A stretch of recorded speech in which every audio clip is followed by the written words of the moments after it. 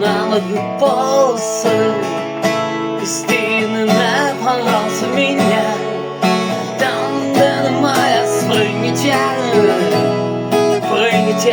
там немає просвітління. Ти можеш припинити безумство, просто переставши брати в ньому участь, просто переставши брати в ньому участь. Ми будуємо стіни між людьми кожного дня, будуючи тим самим демонів зла. Їх найвищий світанок нового дня, ігноруючи світанок нового дня.